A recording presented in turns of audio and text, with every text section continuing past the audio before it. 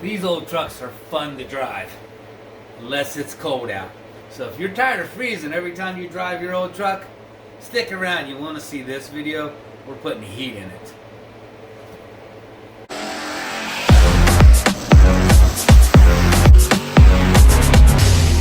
Alright, let's see what we're working with here.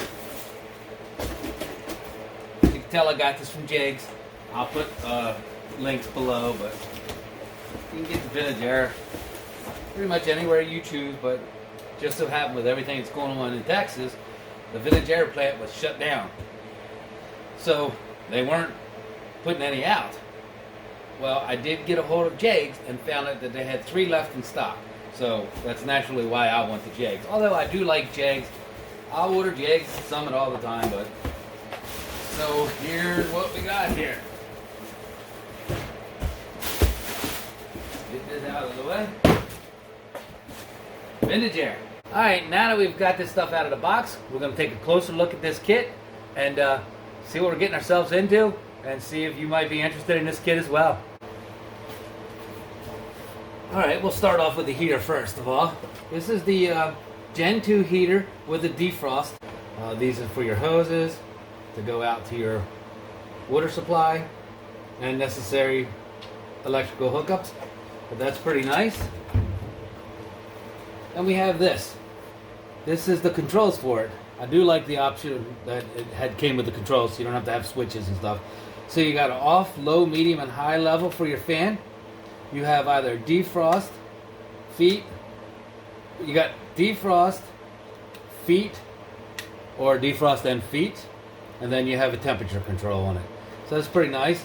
You can mount it up underneath the dash if you wanted to, or imagine I could take these out of here and just put them in the dash, but we'll see what happens there.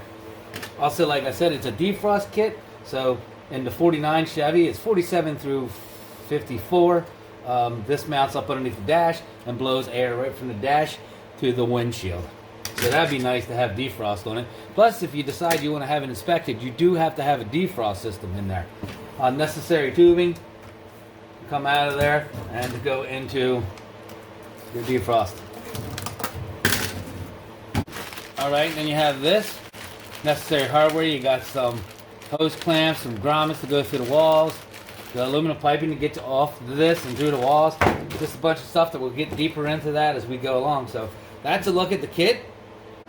Alright, so that doesn't look like it's that hard to install. Vintage Air has a nice system here, nice kit, and figure a regular do-it-yourself kind of guy like me shouldn't have any issues doing this, so we're going to get at it. Okay, for filming purposes and to make it easier on me, I'm just going to go ahead and remove the inner glove box here. That way I can get right in here to this ductwork.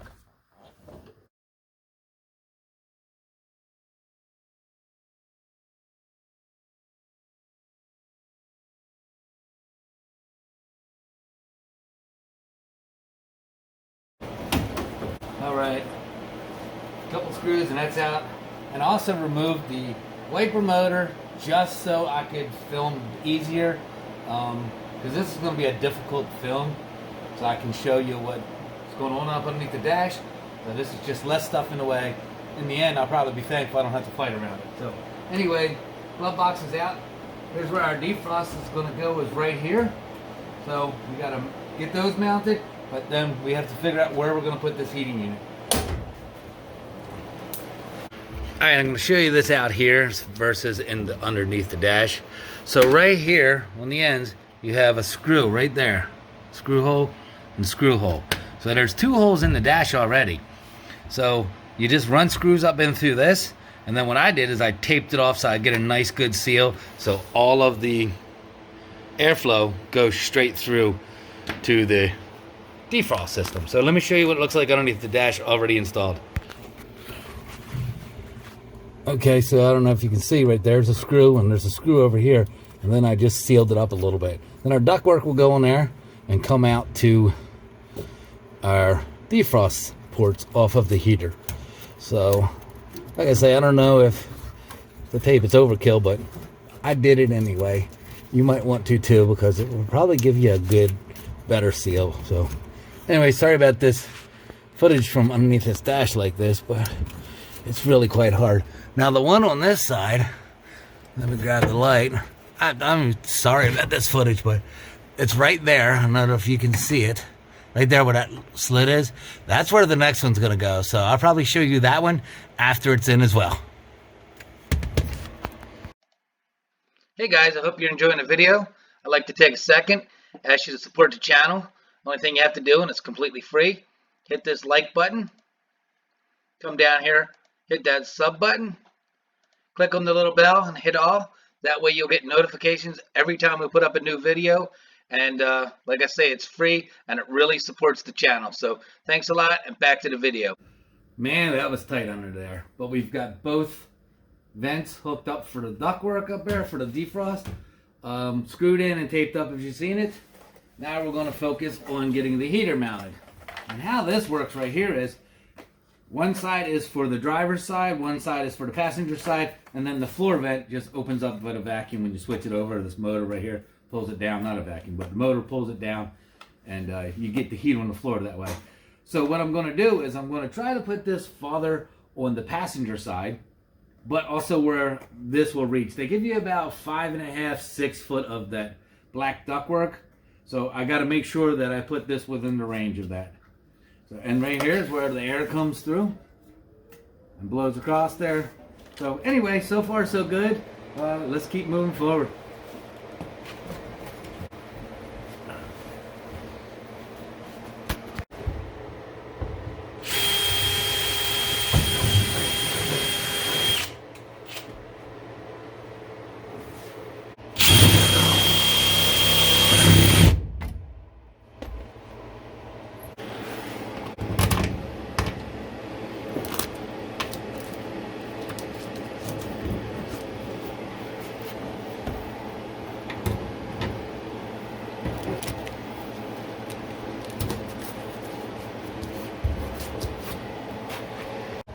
Alright, I got those 2 bolts through there. Let's see if we can line this up and get something started on this anyway. Alright, it's a little difficult because it's just me. That's the purpose of the tape on the nuts out there. Alright.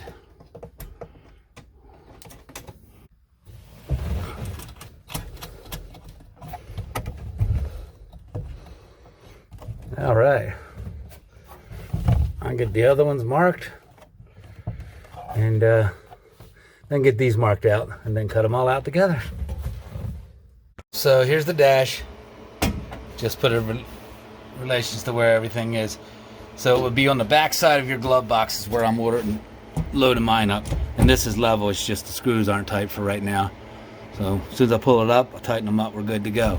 But that's where mine's gonna go. So I got one duct, it's gonna come off of here and go straight to here, which is right under here. And then one duct will come off of this side and go over to this vent, which would be right up across the dash like so. So, guess what? I'll continue working on these lines right here though, so I can get these holes drilled to get outside of the firewall. And then we'll do the ductwork, and then we'll work on some wiring. But right now, let's get these holes drilled out. Alright, so I'm taking these off right here so I can find the holes. I don't know if you could hear, but air release from that. So that is a good indication that the system doesn't leak because it still had the seal in it. So what I'm going to do is screw this on, and that way I can mark the holes where it goes through the firewall. I'm gonna lose. That's why all this stuff is still loosened.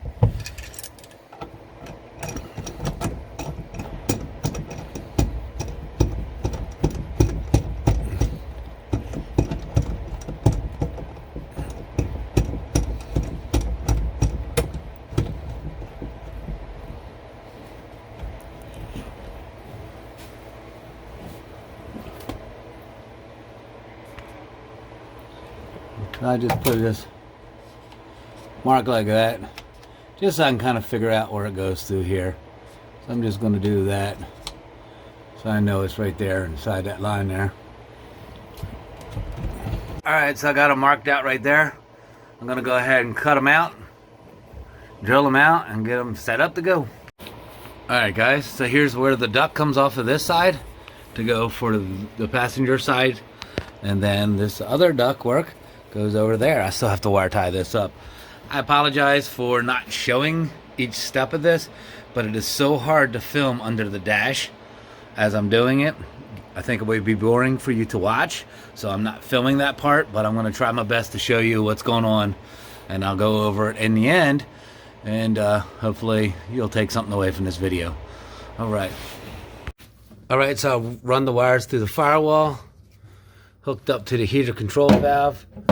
Also, although the instructions are pretty clear, it's easy to tell which wire has to come through the hook to this box.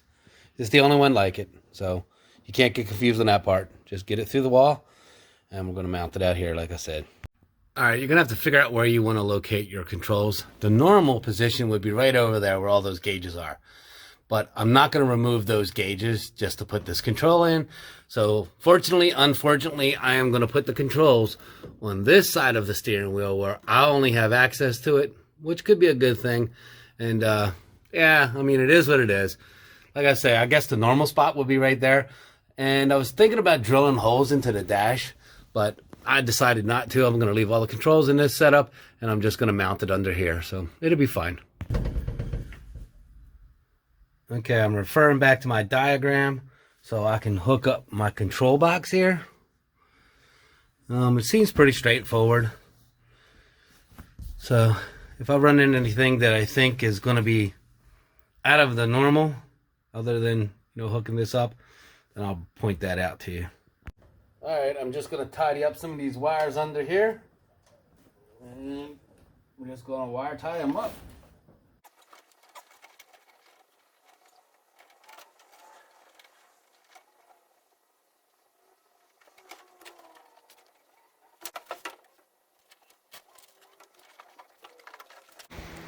Alright guys, let me show you where we're at and what's going on. So here's our final hookup. We got our two hoses coming through the wall. This goes to the bottom of the heater, and this one comes out the top, and then the one that comes out the top goes into the pump, and then the other one goes into your intake. I'm not going to get into how I hooked mine up because I got an electric fan and I've got a temperature gauge, and I mean, I don't know if you all have that or not, so I'm not going to get into it. But yeah, just make sure that the top of the heater goes into the pump line, and then the one with the valve in it goes into the intake line.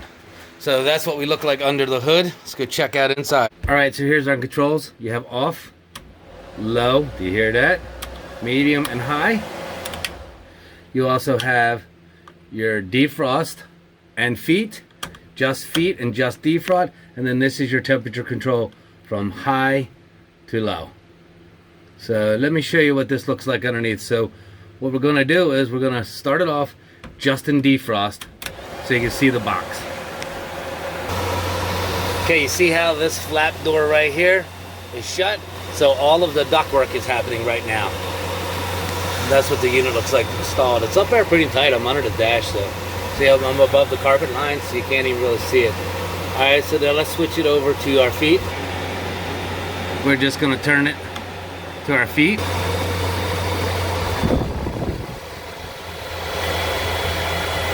And then it blows straight out. And then we're going to turn it up to defrost and feet.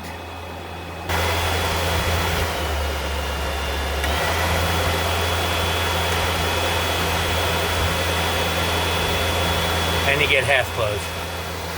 So that's it. That's pretty tied up. I'm going to have to seal around the holes on the inside here, and then just repaint the foil. So there's the setup on the inside, real clean. I mean, the wires are all tucked up in a way, real nice.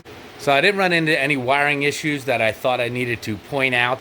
It's pretty self-explanatory. If you follow your directions and plug your wires in properly, the only thing you're really doing is, like I said before, you're plugging the heater itself into the controls.